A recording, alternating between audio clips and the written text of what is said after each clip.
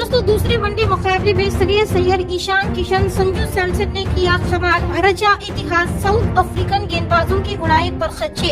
इस वीडियो में हम आपको बताने वाले हैं कि भारत और साउथ अफ्रीका के बीच दूसरा वनडे मुकाबला खेला गया, जहां दोनों ही टीमों के बीच हमें एक कांटे की टक्कर वाला मुकाबला देखने को मिला। जहां इस निर्णायक मुकाबले में श्रेयस अय्यर, संजू सैमसन ने विस्फोटक बल्लेबाजी कर ईशान किशन ने भी साउथ अफ्रीकन गेंदबाजों के धुएं उड़ा दी है। आखिर कैसे खिलाड़ियों ने अपनी बल्लेबाजी से कहर बरपाया, इस मैच की पूरी हाईलाइट और अंतिम ओवर का पूरा रोमांच आज की इस वीडियो में पूरी तरह से विस्तार से बताएंगे। लेकिन उससे पहले दोस्तों, अगर आप भी श्रेयस अय्यर, संजू सैमसन, ईशान किशन को एक बेहतरीन खिलाड़ी मानते हो तो इस वीडियो को एक लाइक जरूर करें और कमेंट करके जरूर बताएं इन खिलाड़ियों के बेहतरीन बल्लेबाजी को आप 10 में से कितने नंबर दोगे। तो चलिए दोस्तों, बिना वक्त गवाए हम इस वीडियो को शुरू करते हैं। दोस्तों, भारत और साउथ अफ्रीका के बीच सीरीज का निर्णायक दूसरा वनडे मुकाबला खेला गया, जहां दोनों ही टीमों के बीच हमें कांटे की टक्कर देखने को मिली। इस मैच में साउथ अफ्रीका की टीम ने टॉस जीतकर पहले बल्लेबाजी करने का फैसला किया, तो वहीं पर भारतीय टीम को पहले गेंदबाजी करने का न्यौता दिया।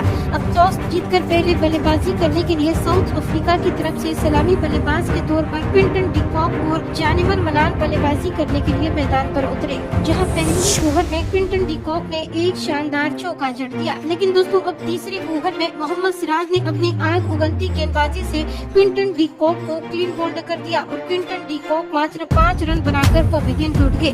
इसके बावजूद भी अब 5वें ओवर में जानिमर मलान और रिजा हैंड्रिक्स, इन दोनों खिलाड़ियों ने एक एक चौका बटोरा। वहीं पर छठे ओवर में जानिमर मलान ने एक और चौका बटोरा।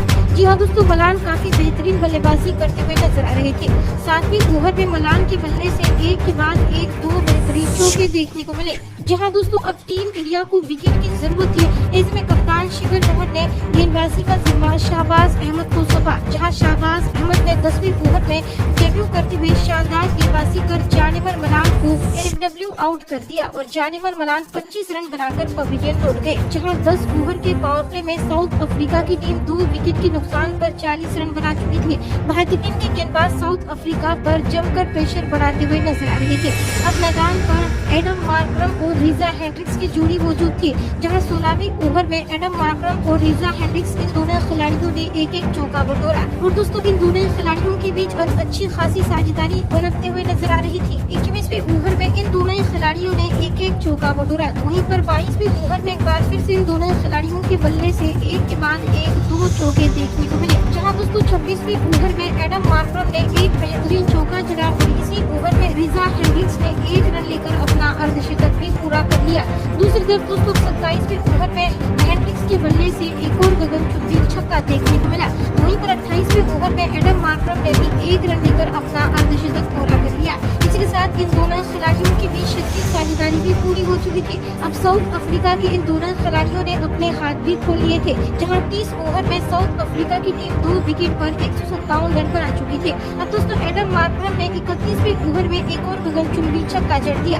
भारतीय टीम के गेंदबाज एक बार फिर से विकेट लेने के लिए छटपटा रहे थे। ऐसे में मोहम्मद सिराज ने भारत को सफलता दिलाने का काम किया। 32वें ओवर में मोहम्मद सिराज की गेंद पर रिजा हैंड्रिक्स 74 रन बनाकर अपना विकेट गंवा बैठे और पवेलियन लौट गए। इसके बावजूद दोस्तों 33वें ओवर में एडम मार्करम ने एक बेहतरीन चौका जड़ा और इसी ओवर में क्लासिन के बल्ले से भी एक और चौका देखने को मिला। अब 35वें ओवर में क्लासिन ने एक और गगनचुंबी क्लासिकल छक्का जड़ दिया। जी हाँ दोस्तों, क्लासिन काफी आक्रामक बल्लेबाजी करते हुए नजर आ रहे थे, जहां 38वें ओवर में क्लासिन ने एक और गगनचुंबी छक्का जड़ दिया। लेकिन इसी ओवर में कुलदीप यादव ने शानदार गेंदबाजी कर क्लासिन का विकेट हासिल किया, जहां क्लासिन 30 रन बनाकर पवेलियन लौट गए। इसके बाद दोस्तों कहते हैं ना, 1 brings 2, यानी कि अगले ही ओवर में वाशिंगटन सुंदर ने बेहतरीन गेंदबाजी कर भारत को बड़ा विकेट दिलाया और एडम मार्करम 79 रनों की बेहतरीन पारी खेलकर पवेलियन लौट गए। जहां एक के बाद एक 2 विकेट गिरने की वजह से साउथ अफ्रीका की टीम प्रेशर में आ चुकी थी। 40 ओवर में साउथ अफ्रीका 5 विकेट पर 221 रन बना चुकी थी।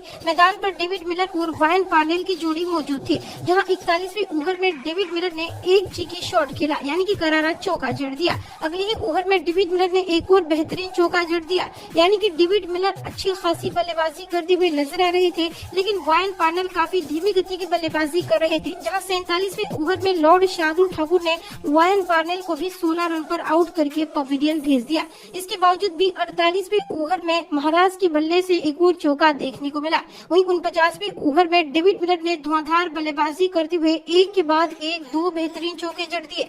लेकिन दोस्तों 50वें ओवर में मोहम्मद सिराज ने किफायती ओवर फेंका और इसी के साथ केशव महाराज को भी क्लीन बोल्ड कर दिया और केशव महाराज भी मात्र 5 रन बनाकर पवेलियन लौट गए। और इस तरह से 50 ओवर की पारी में साउथ अफ्रीका की टीम 7 विकेट के नुकसान पर 278 रन बना पाई, जहां डेविड मिलर 35 रन बनाकर नाबाद रहे और भारतीय टीम के सामने साउथ अफ्रीका की टीम ने जीत के लिए 279 रनों का लक्ष्य रखा। वहीं दोस्तों टीम इंडिया की तरफ से ओपनर बल्लेबाज के तौर पर कप्तान शिखर धवन और शुभमन गिल की जोड़ी बल्लेबाजी करने के लिए मैदान पर उतरी, जहां दोस्तों शुरुआती ओवर्स में ही शुभमन गिल के बल्ले से चौके के रूप में बाउंड्री देखने को मिली।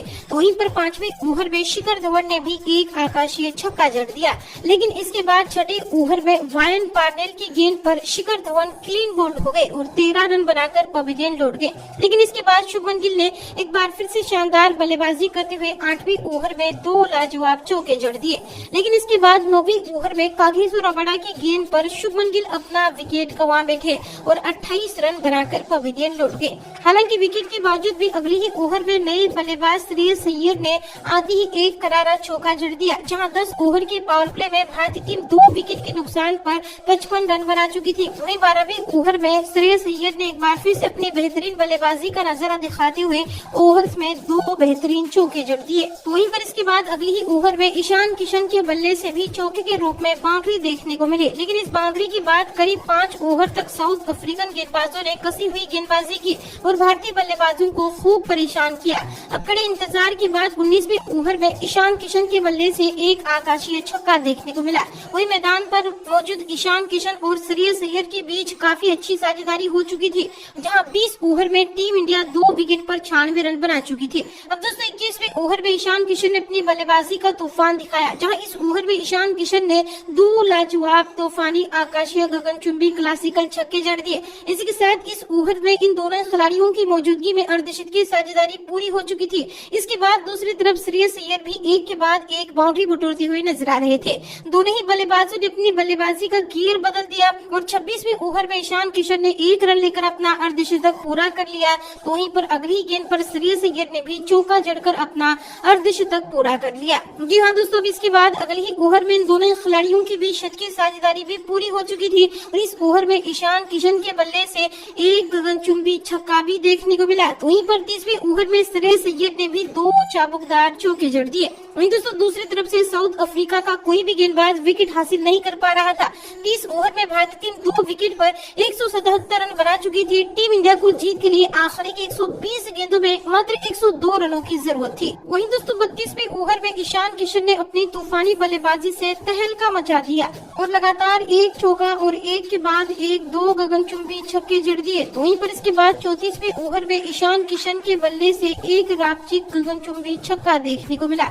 ईशान किशन अब अपने शतक के करीब पहुंच चुके थे, लेकिन अब बदकिस्मती से 35वें ओवर में फॉर्चून की गेंद पर ईशान किशन अपना विकेट गंवा बैठे और 93 रन बनाकर पवेलियन लौट गए। जी हाँ दोस्तों, ईशान किशन की यह पारी काफी सराहनीय थी, लेकिन इसके बाद श्रेयस अय्यर चौकी के रूप में बाउंड्री बटोरते हुए नजर आ रहे थे। दूसरी तरफ से संजू सैमसन भी सूझबूझ भरी धीमी गति की बल्लेबाजी करते हुए नजर आए, जहां 40 ओवर में भारतीय टीम 3 विकेट पर 236 रन बना चुकी थी। टीम इंडिया को जीत के लिए आखिरी के 60 गेंदों में मात्र 43 रनों की जरूरत थी। तो वहीं पर दोस्तों 42वें ओवर में श्रेयस अय्यर ने एक शानदार चौका लगाकर अपने शतक के करीब पहुंच चुके थे। इसके बाद अगले ही ओवर में अय्यर ने एक रापचिक चाबुकदार चौका लगाकर अपने शतक को अंजाम दे दिया। जी हाँ दोस्तों, श्रेयस अय्यर की यह पारी काफी सराहनीय थी। वहीं इसी ओवर में संजू सैमसन के बल्ले से एक गगनचुंबी छक्का भी देखने को मिला।